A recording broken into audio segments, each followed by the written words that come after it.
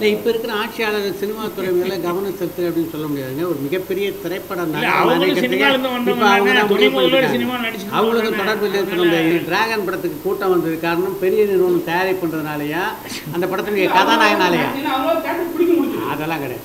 கதாநாயகனால தான் அந்த பிரதீப் ரங்கநாதனுடைய முந்தைய படம் மிகப்பெரிய வெற்றி அப்படின்றனால அந்த படத்தை ஏஜிஎஸ் இல்லை நீங்கள் தயாரிச்சிருந்தாலும் இந்த அளவுக்கு எல்லா தேட்டர்லையும் இந்த படம் எதிர்பார்ப்பு இருந்தது. படத்துக்கு எதிர்பார்ப்பு தான் முக்கியமான விஷயமே தவிர தயாரிப்பு நிறுவனம் காரணம் இல்லை.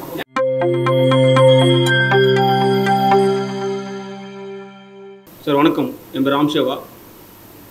ஃபர்ஸ்ட் ஆஃப் ஆல் உங்களுக்கு ரொம்ப நன்றி. அந்த மீடியா ஃபஸ்ட்டு உங்களால் தான் நாங்கள் வந்து இந்த மாதிரி ஒரு இடத்துல வந்து வரதுக்கு ஒரு பெரிய ஆப்பர்ச்சுனிட்டி. ரொம்ப நன்றி. என்னை சுடும் பணி வந்து வர 21ஆம் படம் ரிலீஸ் ஆகுது. இந்த படம் ஆக்சுவலாக வந்து ஒரு உண்மை சம்பவத்தை வச்சு இது அமைக்கப்பட்ட ஒரு படம். இந்த படத்தில் வந்து நம்ம சார் பண்ணியிருக்காங்க. சார் சித்ராஜன் சார், பாக்கிரா சார், அதுக்கப்புறம் வந்து ஹீரோ மேடம் உபாஷனா எல்லாம் பண்ணியிருக்காங்க. ஹீரோ நடராஜ் ஒரு பண்ணியிருக்காரு. பட் இந்த படம் வந்து ஃபஸ்ட்டு ரொம்ப சப்போர்ட் பண்ணது எங்கள் ப்ரொடியூசர் தான். அவங்களுக்கு வந்து ரொம்ப தேங்க்ஸ் சொல்லணும் இந்த இடத்துல. ஏன்னா ப்ரொடியூசர் தான் வந்து ரொம்ப சிரமப்பட்டு இந்த படத்தை வந்து இந்த நிலைமைக்கு கொண்டு வர காரணம் எங்கள் ப்ரொடியூசர் தான். இப்போ அவங்க வந்து கொஞ்சம் ஒரு இஷ்யூனால யூஸ் போக வேண்டிய நிலைமை போயிட்டாங்க. ஸோ அவங்களுடைய பிளஸ்ஸிங்கோடு இந்த இதை ஆரம்பிச்சிருக்கோம். இது ஆக்சுவலாக ஒரு உண்மை சம்பவம்னா வந்து பொள்ளாச்சியில் நடந்த ஒரு உண்மை சம்பவத்தை வச்சு எடுத்துருக்கு இந்த படம். கண்டிப்பாக இந்த படம் வந்து உங்களோட சப்போர்ட்னால மக்களுக்குலாம் போகணும். ஒரு விழிப்புணர்வான ஒரு படம் தான் இந்த படம். இந்த உள்ள இப்போ உள்ள ஜெனரேஷனுக்கு இந்த படம் ரொம்ப யூஸ்ஃபுல்லாக இருக்கும். ஸோ அது வரும் சார்.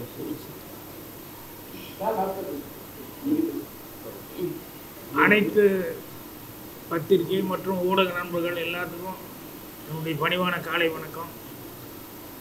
என்னை சுடும் பணி இந்த படம் ராம்சேவா டைரக்ட் பண்ணியிருக்காரு. நடராஜ் தான் ஹீரோவாக ஒர்க் பண்ணியிருக்காரு. உபாசனா அவங்க ஹீரோயின் ஒர்க் பண்ணியிருக்காங்க. சித்ரா நாங்கள் ஆக்ட் பண்ணிக்கிறோம். இதில் என்னென்னா ப்ரொடியூசர் வந்து ஃபாரின் ஹேமா சுந்தரராஜன், இவங்க அப்பா அம்மா அவங்க அங்கிருந்து வந்து பையனுக்காகவே இந்த படம் வந்து ரொம்ப சிரமப்பட்டு இந்த படத்தை செய்யணும்னு சொல்லி செஞ்சுருக்காங்க. இந்த படத்துக்காகவே இவர் இன்னும் கல்யாணம் வேறு பண்ணாமல் உட்காந்துருக்காரு. ஏன்னா அவங்க அம்மா அதை வந்து ஒரு ஃபீலிங்காக பெற்றவங்களுக்கு இருக்கும் இல்லையா, அதை வந்து எங்கிட்ட சொல்லிக்கிட்டு இருந்தாங்க. பொண்ணு பார்க்க சொல்லியிருக்காங்க சார். ஸோ நல்லபடியாக படம் முடித்து அவர் நினச்ச மாதிரி வந்து சினிமாவில் ஆக்ட் பண்ணதுக்கப்புறம் தான் அதுக்கப்புறம் லைஃப் அதை பற்றி யோசிக்கணும் அப்படின்னு சொல்லிட்டு இப்போ தான் வந்து சரி பொண்ணு பாருங்க அப்படின்னு சொல்லியிருக்காரு. படம் முடிஞ்சதுக்கப்புறம் அவங்களுக்கு படம் ஆரம்பித்த நாள்லேருந்தே நிறைய சோதனைகள். அவங்க ஹெமான் அவங்க அம்மாவுக்கு வந்து உடம்பு நல்லா இருந்தது. அவங்க திடீர்னு அவங்களுக்கு உடம்பு சரியில்லாம் போயிடுச்சு. இப்போ வந்து என்கிட்ட வந்து லாஸ்ட் டைம் இந்த இதுல எல்லாம் பப்ளிசிட்டிக்காக வந்து எங்கிட்ட பேசிகிட்டு இருந்தாங்க. அதுக்கப்புறம் பார்த்தா திடீர்னு ஃபாதருக்கு மறுபடியும் உடம்பு சரியில்லைன்னு சொல்லி இப்போ மறுபடியும் அவங்க வந்து மறுபடியும் யூஎஸ்க்கு அவசரமாக புறப்பட்டு போயிட்டாங்க. ஸோ நீங்கள் பார்த்து எல்லாருமா சேர்ந்து பார்த்து நல்லபடியாக பண்ணி கொடுங்க அப்படின்னாங்க. ப்ரெஸ்ஸு மீட்டில் அவங்க வந்து கண்டிப்பாக வந்து அவசியம் கலந்துட்டு பேசணும்னு நினச்சிக்கிட்டு இருந்தாங்க. அவங்களால வந்து கலந்துக்க முடியாமல் போகிறது ரொம்ப கொஞ்சம் கஷ்டமாக இருக்குது. அதனால் நடராஜ் வந்து ரொம்ப சிரமப்பட்டு இந்த படத்தில் வந்து எப்படியாவது நல்ல பேர் வாங்கணும் அப்படின்னு சொல்லி நடிகர் ஆகணும்னு சொல்லி ரொம்ப முயற்சி பண்ணி எல்லாம் பண்ணிகிட்டு இருக்காங்க. அதுக்கு நாங்கள்லாம் கூட இருந்து எங்களால் முடிஞ்ச சப்போர்ட்டு நாங்கள் வந்து ஆக்டிங் கொடுத்துருக்கோம். ராம்சேவா சொன்ன மாதிரி வந்து இது வந்து உண்மை கதையை வந்து பேஸ் பண்ணி உண்மையாக நடந்த இன்சிடெண்ட்டை பேஸ் பண்ணி இந்த கதையை பண்ணியிருக்காரு. அவரும் பிரபு அவர் எல்லாமே ஆர்டிஸ்டாக வேணும் அப்படின்னு சொல்லிட்டு கொஞ்சம் நிறைய பேர் வந்து எல்லாத்தையுமே நடிக்க வச்சுருக்காரு. ஸோ படம் நல்லபடியாக வந்திருக்கு. படத்துக்கு நடராஜுக்கும் உங்களுடைய நல்ல சப்போர்ட்டை கொடுக்கணும் அப்படின்னு சொல்லி கேட்டுக்கிறேன். ஏன்னா அவங்க வந்து ஃபாரின்லேருந்து இங்கே வந்து ஒரு தமிழ் படம் எடுக்கணும்னு சொல்லி ஒரு தூரம் வந்து அவங்க ஃபைனான்ஸு எல்லாமே சொந்த கை காசை போட்டு தான் அந்த படத்தை வந்து பண்ணியிருக்காங்க. ஸோ பையனுக்காக பையனுக்கு எதிர்காலத்துக்காக பண்ணியிருக்காங்க. ஸோ படத்தை பார்த்து நல்லபடியாக நீங்கள் ப்ரமோட் பண்ணுற அளவுக்கு என்ன செய்யணுமோ அதை செஞ்சீங்கன்னா ரொம்ப சந்தோஷமாக இருக்கும். நானும் நடித்ததுனால அவங்க பாவம் இவ்வளோ சிரமப்படுறாங்களே அப்படிங்கிறதுக்காக தான் நானும் வந்து ஒவ்வொன்றிலையும் வந்து எல்லாத்துலேயுமே வந்து அன்றைக்கி ஒரு நிமிஷம் இதில் போடணும் அப்படின்னாங்க. இதெல்லாமே அன்றைக்கி ஓப்பன் பண்ணி விட்டோம். ஸோ ரொம்ப மகிழ்ச்சி. படம் நல்லபடியாக இருக்குது. அதே மாதிரி அவங்க அப்பா உடம்பு தேடி வரணும், அவங்க அம்மாவும் அவங்களும் மறுபடியும் படம் ரிலீஸ்க்கு எப்படியாவது வந்துடணும் அப்படின்னு சொல்லி ஆண்டவங்க பிரார்த்தனை பண்ணிக்கிறேன். உங்களுடைய மேலான வாழ்த்துக்களை கொடுக்கணும். நான் வந்து இப்போ டப்பிங்கில் இருந்தேன், எனக்கு நேரத்துலேயே வந்து ஆரம்பிச்சிடுவாங்கன்னு நினச்சிட்டு இருந்தேன். அதனால் இப்போ டப்பிங் விட்டு போட்டு அப்படியே இருக்கிறேன். ரொம்ப தேங்க்ஸ். மறுபடியும் ஒரு டப்பிங் போகணும். மீண்டும் பத்திரிகையாளர் டப்பிங் மறுபடியும் சந்திக்கிறேன். ஓகே, வணக்கம். உபாசனா எல்லாம் நல்லா நடிச்சிருக்காங்க. உபாசனா அதனால் இன்னும் நான் சொல்கிறத விட பத்திரிக்கையாளங்க வந்து படம் பார்த்துட்டு அவங்க வந்து அவங்களுக்கு சப்போர்ட் கொடுக்குறதுங்கிறது ரொம்ப முக்கியம். கண்டிப்பாக சொன்ன மாதிரி நம்ம வெளியூர்லேருந்து வந்தது அவங்களுக்கு வந்து வந்த உரை வாழைக்கும் ஒரே செகண்ட் சாரோட உட்காந்து ஒரே செகண்ட் சாரோட பேசுங்க. சாரோட பேசுங்க சார். நீங்கள் இருக்கு ஒரே நிமிஷம் சாரோட பேசுங்க. ஒரே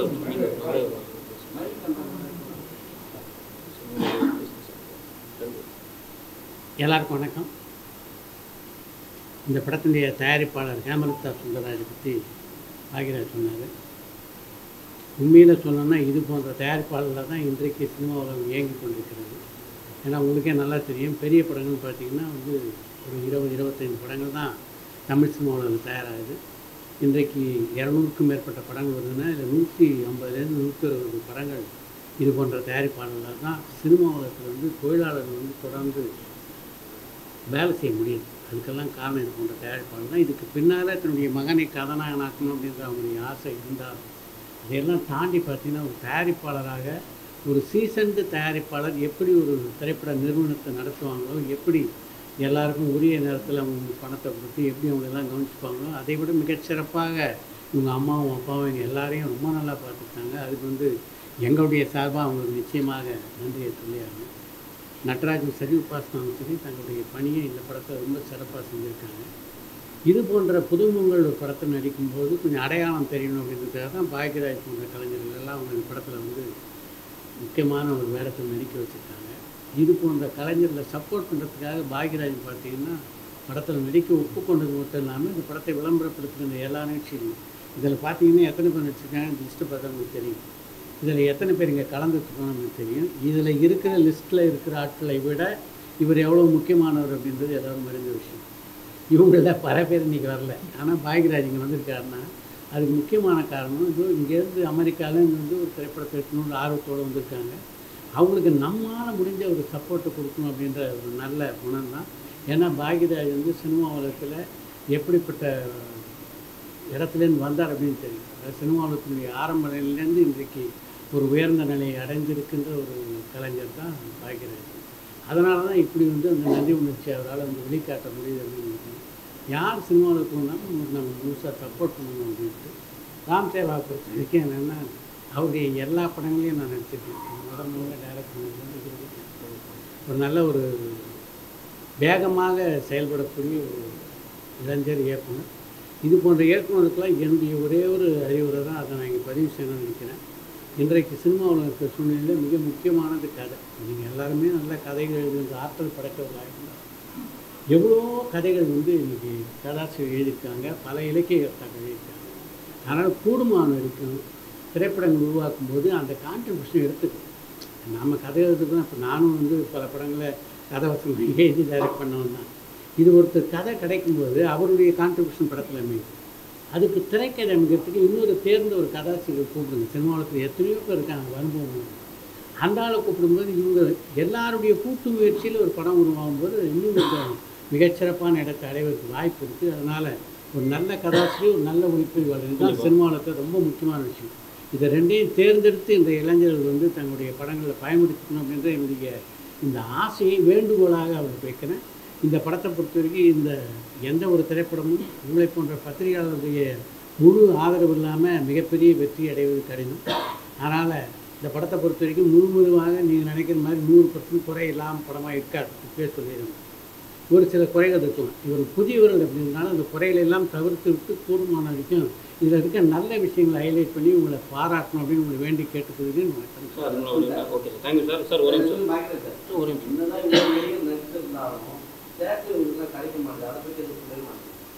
என்னதான் நடிகர் நடிச்சாலும் நடிச்சாலும் கிடைக்க மாட்டேங்குது. திரையரங்கெல்லாம் கொடுக்க மாட்டாங்க. அதை பற்றி ஒன்றும் இல்லை, நீங்கள் மட்டும்தான் பிஸியாக இருந்துட்டு இருக்கிறீங்க. உங்களுடைய டைம் தான் கிடைக்கவே மாட்டேங்குது.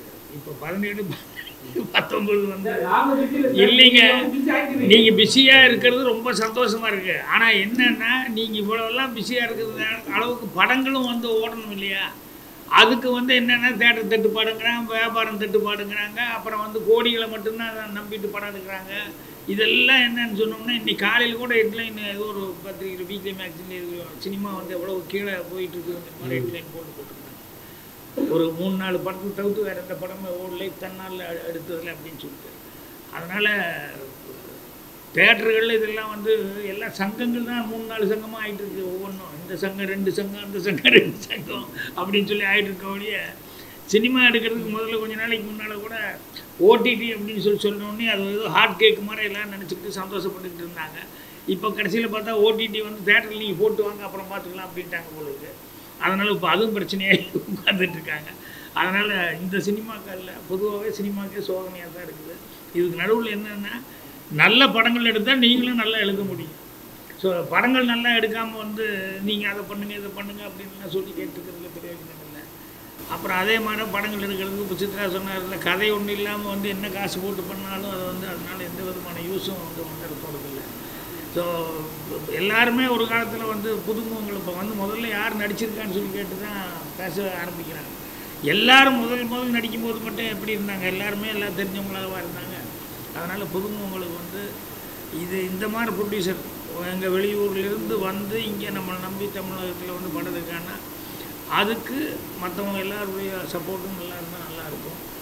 ஆனால் நீங்கள் சொல்கிற தேட்டர் ப்ராப்ளமெல்லாம் சங்கத்தில் கேட்க வேண்டிய கேள்வி என்ன கேட்டீங்க? இங்கே வந்து ஒரு படம் ரிலீஸ் ஆகிறதுக்கு வர படம் எல்லாத்தையும் ஸ்டாப் பண்ணி வச்சுருந்தாங்க.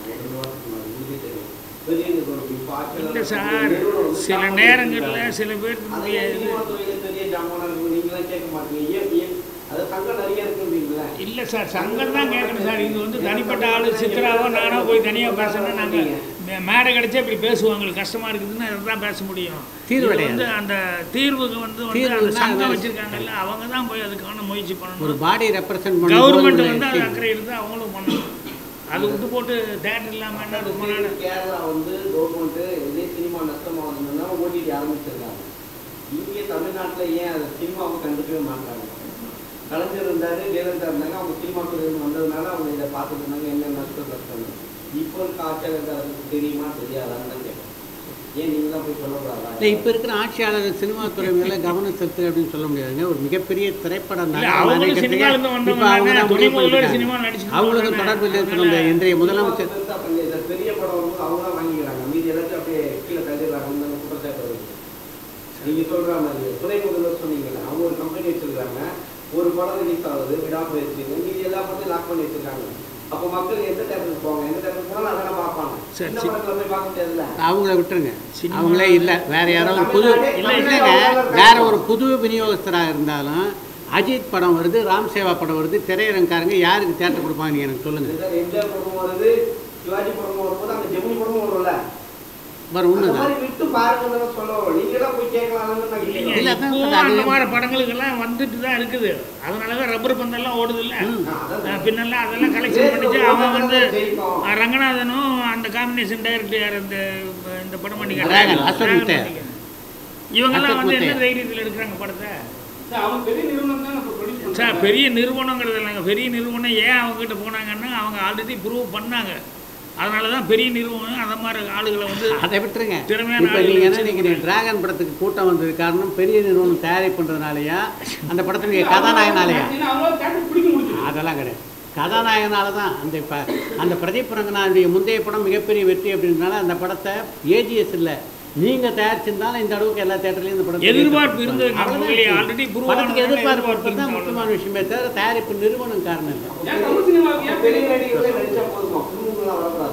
பிரதீப் ரங்கநாதன் யாருங்க புதுசும் இல்லாமல் முதல்ல எப்படி ப்ரூவ் பண்ணாரு? ஒரே படம் தானுங்க Pradeep Ranganathan, one picture old. அப்புறம் அவர் என்ன சொல்றீங்க?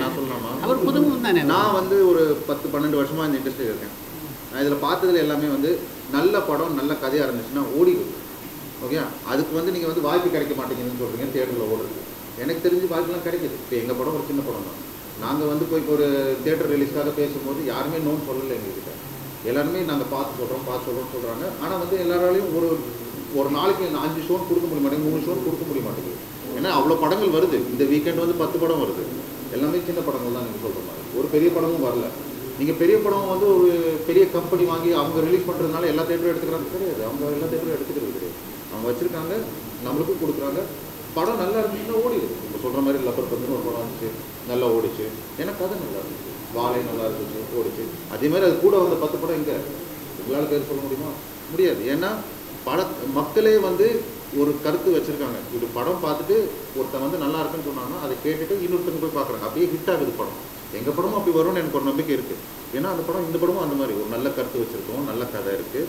அண்ட் அதுக்கப்புறம் வந்துட்டு இது வந்து ஒரு ஒரு ஒரு உண்மை கதையாக இருந்தாலும் அதில் வந்து ஒரு சின்ன ஃபேண்டசி மாதிரி ஒரு ட்விஸ்ட் இருக்குது. நல்ல விஷயங்கள் வச்சுருக்கோம் அந்த படத்தில். ஸோ இப்போ எங்கள் படமும் ஹிட் ஆகணும்னா அதுக்கு எப்படி பண்ணுறது? உங்களை மாதிரி ஆளுங்க வந்து ப்ரெஸ்ஸில் போடுறது, பப்ளிசிட்டி பண்ணுறது. அது மட்டும் இல்லாமல் நம்ம தியேட்டரில் போய் மக்கள் பார்த்துட்டு வெளியே வந்து நம்ம படத்தை பற்றி நல்லா சொல்லும் போது நீங்கள் அதை எடிட் பண்ணாமல் கரெக்டாக போடுறது. அப்படி பண்ணாலே போதும்னு நினைக்கிறேன் நம்ம இந்த இண்டஸ்ட்ரிக்கு. நம்ம இண்டஸ்ட்ரி இல்லை, அவர் வந்து தியேட்டருக்காக நீங்கள் சொல்கிறதுங்க. அந்த டாமினேஷனுங்கிறது ஒரு காலத்து டிஸ்ட்ரிபியூட்டர் கையில் இருந்தது, ஒரு காலத்து ப்ரொடியூசர் இவங்க டாமினேஷனாக இருக்கும், அப்புறம் தேட்டருக்காரங்க டாமினேஷன் மாறி மாறி வந்துட்டு தான் இருக்கும். இப்போ டைரக்டர்களுக்காக அப்படின்னு சொல்லிட்டு ஒன்று இருந்தது இல்லையா? அப்புறம் ஹீரோக்களை பிடிச்சா தான் டைரக்டர் பிடிக்க முடியும்னு வந்தது. அப்புறம் ப்ரொடியூசர்களே பெரிய பெரிய பேனரில் இருக்கிற ப்ரொடியூசர்களே முதல்ல ஹீரோக்கிட்ட கதை சொல்லிட்டு வாப்பா, அது ஓகேன்னா எவ்வளோ கோடி வேணாலும் நான் கொடுக்குறேங்கிற மாதிரி அவங்களே கொடுத்துக்கிட்டாங்க. எல்லாமே இப்படி இருக்குது. ஸோ அதனால் இன்றைக்கி எல்லாருக்குமே ஒரு தட்டுப்பாடுங்கிறது என்னென்னா ஓரளவுக்கு கொஞ்சம் புரிஞ்சுக்கிட்டாங்க. என்னென்னா கோடிகளை இறக்கிறதுனால கண்டிப்பாக படம் ஓடிட போகிறது இல்லை. நல்லபடியாக வந்து கதை மற்றதெல்லாம் நல்லா இருந்ததுன்னா கரெக்டாக இருக்கக்கூடிய வேறு பிரம்மாண்டங்கள் அது இதெல்லாம் பண்ணி மட்டும் சர்க்கஸ் பண்ணி ஒன்றும் பண்ண முடியாது அப்படிங்கிறது இப்போ புரிஞ்சுக்கிட்டாங்க. அதனால் வந்து அது ரொம்ப சந்தோஷமாக இருக்கக்கூடிய சமாச்சாரம் என்னென்னா இந்த சின்ன சின்ன படங்கள் எல்லாம் வந்து டக்குன்னு பெரிய ஹிட் ஆகுறதுங்கிறது நமக்கு ரொம்ப ஹாப்பியான ஒரு இதாக இருக்குது. அது முக்கியமான விஷயம் சொல்ல நினைக்கிறேன். இது போன்ற விஷயங்கள்லாம் நம்ம பேசுறதுல ஆட்சேபம் இல்லை. இந்த நிகழ்ச்சி எதுக்காக ஏற்பாடு செய்யப்பட்டதுன்னா எனை சுடும் பனி படத்தை எப்படியாவது மக்களுக்கு கொண்டு போய் நான் ஒரு நிமிஷமா நான் பேசிடுறேன், கொண்டு போய் ஒரு நிமிஷம் சொல்லிடுறேன்றேன். இதை கொண்டு போய் சேர்க்கறதுக்காக ஏற்பாடு செய்யப்பட்ட நிகழ்ச்சி. இதில் உங்கள் ஆர்வம் காரணமாக இது போன்ற விஷயங்களுக்கு கேட்டு தெளிவு பெறணும் அப்படின்னு கூட நீங்கள் கேள்விகள் கேட்கலாம். ஆனால் செய்திகளை பிரதானப்படுத்தும் போது எனை சுடும் பணியை பற்றி போட்டு உள்ளே இதை பற்றி போடுங்க, தப்பில்லை. ஆனால் இதை வந்து தலைப்புச் செய்தியாக்கி எதுக்காக இந்த நிகழ்ச்சி ஏற்பாடு செய்யப்பட்டதோ அதை கவனச்சிதறவு பண்ணலாம் இல்லை. அப்படி நீங்கள் நினைக்காதீங்க. நீங்கள் அது கூடவே வேறு ஏதாவது கேப்ஷனும் வச்சுக்கோங்க, இதையும் வச்சுக்கோங்கிற இதுக்காக உள்ளவங்க பார்ப்பாங்க. ஒரு செய்தி போடுறதுக்கே இப்படி தேவைப்படும் போது இல்லை, ஒரு செய்தி போடுறதுக்கே இப்படிப்பட்ட டைவர்ஷன் தேவைப்படுதுன்னா அப்போ படங்களுக்கு யோசிச்சு பாருங்க. அப்போ நீங்களே சொல்லுங்கள், அது நீங்கள் தான் சொல்லணும். ஒரு செய்திக்கே உங்களுக்கு தேவைப்படுது. இந்த டைரெக்டாக இந்த செய்தியை பற்றி இப்படி சொன்னால் ஜனங்க பார்க்க மாட்டாங்க. இதுக்கு ஒரு டைவர்ஷனாக ஒரு கேப்ஷன் தேவைப்படுதுன்றீங்கல்ல. அப்புறம் சார், தமிழக அரசு உதவி பண்ண மாட்டேன்னு நிறைய பேர் சொல்றாங்க. உங்களை மாதிரி நிறைய ஜாம்பவான்லாம் சொல்றாங்க. என்ன காரணமா இருக்கு? ஏன்னா தமிழ் சினிமால வந்து நிறைய பேர் வந்து அரசியல் போயிட்டாங்க. ஒருவேளை அதனால தான் இருக்குமோ? என்ன சொல்றாங்க? தமிழ் சினிமால வந்து நிறைய ஆக்டர்ஸ்லாம் வந்து அரசியல் போயிட்டாங்க. அது ஆப்போசிட்டா பெருசா பேசப்படுறாங்க. ஸோ அதனால வந்து இவங்க நம்ம ஏன் ஹெல்ப் பண்ணணும்னு சொல்லிட்டு ஒரு விஷயம் இருக்குமோ? இது உங்களுடைய ஊகம், அவ்வளோதானே. நடக்குதுன்னு சொல்றாங்க. இந்த தமிழ் சினிமாவில் எத்தனை நடிகர்கள் இப்போ வந்து அரசியல் இருக்காங்கன்னு சொல்லுங்கள். எத்தனை பேர் அரசியலுக்கு எத்தனை எந்த காலத்துல அவர் அதெல்லாம் விட்டுட்டு அரசியலில் துறவரமே போட்டாங்க. பொள்ளாச்சி சம்பவத்தை வச்சு தான் இந்த படம். இல்லை சார், பொள்ளாச்சினா வந்து நீங்கள் அதாவது உண்மை சம்பவம் தான். பட் வந்து நீங்கள் பொள்ளாச்சின்னு நீங்கள் நினைக்கிற மாதிரி அந்த நிகழ்வுலாம் கிடையாது. இது வந்து அதில் ஒரு பாட்டில் இல்லை சார், அதுக்கு இது சம்மந்தம் கிடையாது சார். நீங்கள் வேற சார் இது இல்லை அது இல்லை, அந்த மாதிரி இல்லை சார். பொள்ளாச்சி அந்த மாதிரி இல்லை பொள்ளாச்சின்னா அந்த வேற மேட்ரு, இது அந்த மேட்ரு கிடையாது, இது வேற மேட்ரு.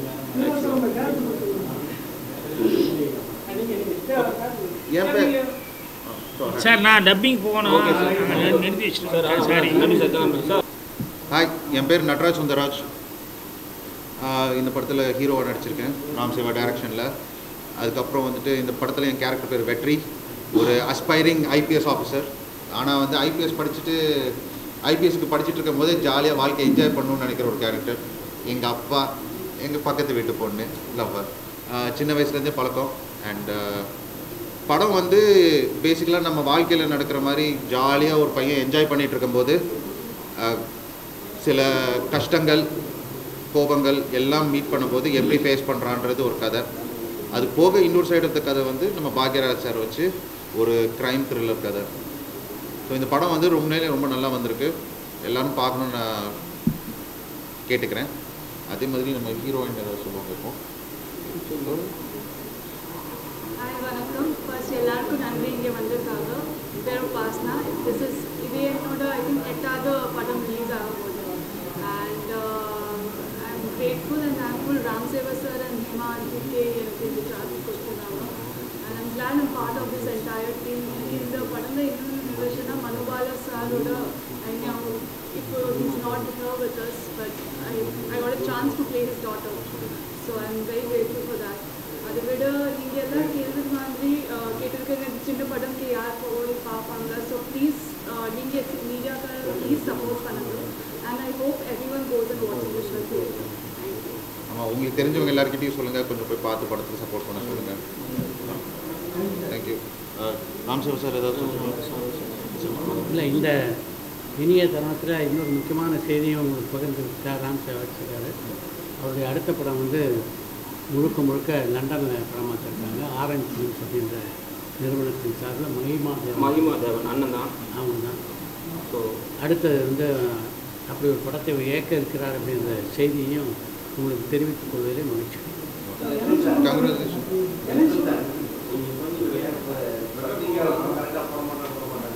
படம் நல்லா இருந்தாலும் நல்லா இல்லைன்னு சொல்லி ஒரு அதெல்லாம் பற்றி சொல்லுவாங்க. நீங்களும் ரிவ்யூ பண்ணிருக்கீங்க நிறைய படம், எல்லாம் நிறைய நீங்கள் நல்லா ரிவ்யூ சொன்னீங்க. நல்லா இருக்கிற படத்தை ஓடி இருக்கிற படத்தை நல்லா இல்லைன்னு சொல்ற ரிவ்யூ இருக்குது. அப்போ அதுக்கு என்ன சொல்லுங்கள்? இது வந்து ஆக்சுவலி என்கிட்ட கேள்வி கேட்குறத விட நீங்கள் எல்லாம் தானே ஒரு மீட்டிங் போட்டு டிசைட் பண்ணணும். நாமெல்லாம் ஒரு கூட்டம் போட்டு ஏன்பா இது சரியா அப்படின்ட்டு அவங்க தேடினா ப்ரொடியூசர்ஸ், டேரக்டர்ஸ் எல்லாருமே வந்து அவங்க தேடினா போகிறாங்க, மார்க் போடுறாங்க. அவங்களுக்கு பே பண்ணால் மட்டும்தான் அவங்க நல்லா ரிவ்யூ கொடுக்குறாங்கன்னு சொல்லிட்டு அவங்க தேடினா போகிறாங்களே. நாங்கள் வந்து பே பண்ணி வாங்குறது கிடையாது. எங்களோட ரிவ்யூ வந்து உண்மையாக இருக்கும். சரிங்களா? நீங்கள் போய் தேடி போங்க. உங்களை நான் பாராட்டுறேன். இது போன்ற இன்ஃப்ளூயன்ஸ் பண்ணுறது போக்கு இருக்குல்ல, அது வந்து முறையற்றது அப்படின்னு நான் என்னுடைய யூடியூப் சேனலில் பார்க்குறவங்க நல்லா தெரியும். அதை நான் வந்து பல முறை கண்டித்திருக்கேன். அதாவது இது வந்து எந்த ஒரு விஷயமும் எதுவாக இருந்தாலுமே ஒரு ஹெல்த்தி க்ரோத் வேணும். இந்த ஹெல்த்தி க்ரோத் எப்படி இருக்குன்னா அதுவாக தானாக நடந்தால் தானே தவிர இது போன்று திணிக்கப்பட்டு ஒரு விஷயம் சொல்கிறாங்க. நீங்கள் ஒரு படம் நல்லா இப்போ லப்பர் பந்து திரைப்படத்தை பொறுத்த வரைக்கும் யார் அதை பெருசாக ப்ரொமோட் பண்ணாங்க? ப்ரொமோட் பண்ணது மக்கள் தான். படம் நல்லா இருந்தது ப்ரொமோட் பண்ணாங்க. அதனால் எந்த ஒரு ப்ராடக்டும் நல்லா இருந்ததுன்னா நீங்கள் வலிந்து திணிச்சு இவரை போய் நல்லா இருக்குதுன்னு சொல்ல தேவையில்லை. ஆட்டோமேட்டிக்காக நல்லா இருக்குது அப்படின்னு நீங்கள் சொல்லுவீங்க. இப்போ ஒரு ஹோட்டலில் போய் சாப்பிட்டு வரீங்க, உங்கள் நண்பர்கிட்ட சொல்லும்போது இந்த ஹோட்டலில் தோசை சாப்பிட்டேன் ரொம்ப சூப்பராக இருந்து ட்ரை பண்ணுன்னு அப்படின்னு சொல்கிறீங்க. நீங்கள் அந்த ஹோட்டலுக்கு பிஆர்ஓவா?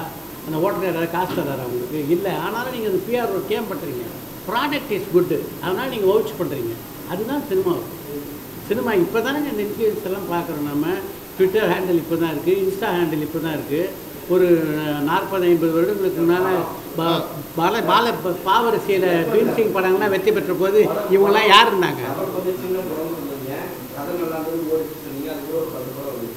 விடாமுயற்சி வரும்போது படம் நல்லா இருக்குதா? அது கூட ஏன் விடலை? அதுதான் எங்களோட கேள்வி. இல்லை, விடாமுயற்சி நான் இல்லைக்கண்ணா, இல்லைம்மா, நான் ஒரு விஷயம் சொல்கிறேங்களே, ஒரு விஷயம் சொல்கிறேங்களேங்க, ஒரு உண்மையை சொல்கிறேன். பெரிய நடிகருடைய படங்கள் வரும்போது அந்த படம் நல்லா இருக்கா இல்லையான்றது ரெண்டாவது விஷயம். எல்லாருடைய பார்வையும் அந்த படத்தை நோக்கி தான். இப்போ நீங்களே கூட ஒரு 8 படம் வருது கூட விடாமுயற்சி வருது. ஒரு திரைப்படத்தை பார்க்கணுன்னு நீங்கள் எதை படத்தை முதல்ல சூஸ் பண்ணுவீங்க? அப்படி இருக்கும்போது அந்த படத்தை தான் ஜனங்க சூஸ் பண்ணுவாங்க போது நாம் அதை போய் சிக்கிக்கக்கூடாதுன்னு தானே. டிராஃபிக் ஜாம் இருக்குதுன்னு தெரியுது, இருந்தும் டிராஃபிக் ஜாமில் கார் ஓட்டுவானா புத்திசாலித்தனமாக ஒரு நாள் தள்ளி போகலான்னு நினைப்பானா தான் நீங்கள் பண்ணுவீங்க. இந்த படம் ஆட்டோமேட்டிக்காக நீங்கள் விளையிட மாட்டீங்களா? அந்த போக்கு தான். இந்த படத்துக்கு குறை சொல்லணும். இது எல்லா இடத்துக்கும் நடக்கும். இதான். இந்த படத்துக்கு நாங்கள் டேட் ஃபிக்ஸ் பண்ணும்போது ஃபர்ஸ்ட் விடாமுயற்சி ஜனவரி 10ன்னு இல்லை போட்டிருந்தோம். வேணாம், அது நல்லா இவரும் பாவம் இது மற்ற விஷயத்துலேருந்து எப்படியாவது இணைய சுடும் போனீங்க திருப்பி ட்ரை பண்ணுறாரு, திருப்பி கொண்டு போய் அங்கேயே எல்லாம் நிப்பாட்டிடுவோம் சார் அப்படியே. அது இல்லை நாங்கள் வந்து இல்லை இவர் சொல்லட்டும். சார் நல்ல கேள்வி கேட்குறேன் சார். எனக்கு சுடுமணி தலைப்பு ஏன்னு கேட்டிங்கன்னா, லைஃப்பில் வந்துட்டு நம்ம எவ்வளோ நம்ம சந்தோஷமாக இருந்தோம்னா, இப்போ சந்தோஷம் ஒரு இடத்துல இருந்துன்னு வச்சுக்கோங்க, அது எவ்வளோ பெரிய ஒரு இக்கட்டான சூழ்நிலை மனசு ஹாப்பியாக தான் இருக்கும். பட் வந்து ஒரு மனசு சரியில்லைன்னா நீங்கள் காஷ்மீரே போனால் கூட நம்மளுடைய மனநிலையில் வந்து கொஞ்சம் கஷ்டமாக தான் இருக்கும். ஸோ பனியே சுடுதுன்னு சொல்கிறேன்னா, அங்கே போனால் கூட ஒரு நிம்மதி இல்லாத ஒரு லைஃப், அது ஒரு ஒரு யதார்த்தமான ஒரு லைஃப்பில் வந்து நமக்கு ஒரு எப்போயுமே இந்த லைஃப் ட்ராவலில் வந்து நம்ம ரொம்ப கேர்ஃபுல்லாக இருக்கணுங்க இந்த கான்செப்டே. இப்போ நம்ம சும்மா வழிபோக்கில் ஒரு சின்ன விஷயங்களை நம்ம செஞ்சுட்டு போயிடுவோம், பட் அது ஃப்யூச்சரில் வந்து பெரிய ஒரு இழப்பாக இருக்கும். அதுதான் இந்த படத்தோடைய ஒரு முக்கிய இதாக இருக்கும். நம்ம ரொம்ப ஹாப்பியாக இருந்துகிட்டு இருக்கோம், ஆனால் ஒரு டைமில் திரும்பி பார்க்குறப்ப அங்கே தப்பாக தெரிஞ்சிருக்கும். ஸோ அதான் எனை சுடும் பனி நிறைய ஃபீல் பண்ணியிருக்காரு வாழ்க்கையில். ஓகே, ஸோ அதான் சார் எனை சுடும் பனி. என்ன சொல்ல வரேன்னா, சந்தோஷமாக இருந்தால் கூட மனசு சரியில்லைன்னா சரியில்லை தான், சந்தோஷமாக இருந்தால் சந்தோஷமாக, அது வந்து அது உண்மை. அதே மாதிரி நம்ம வந்து எவ்வளோ தூரம் எவ்வளோ ஒரு தப்பை பண்ணிவிட்டு அந்த மனசில் ஏதாச்சும் ஒரு தப்பை பண்ணிட்டோம்னு வச்சுக்கோங்களேன், எங்கே போனாலும் நமக்கு நிம்மதி இருக்காது. அதுதான் எனக்கு சொல்லியிருக்கோம் சார். 21 ரிலீஸு. இந்த ஃப்ரைடே ரிலீஸ். ஆமாம், எல்லாம் உங்களை சாரி மார்ச் 21 உங்களை நம்பித்தான் இருக்குது. தயவு செஞ்சு நல்லா சப்போர்ட் பண்ணுங்கள் சார்.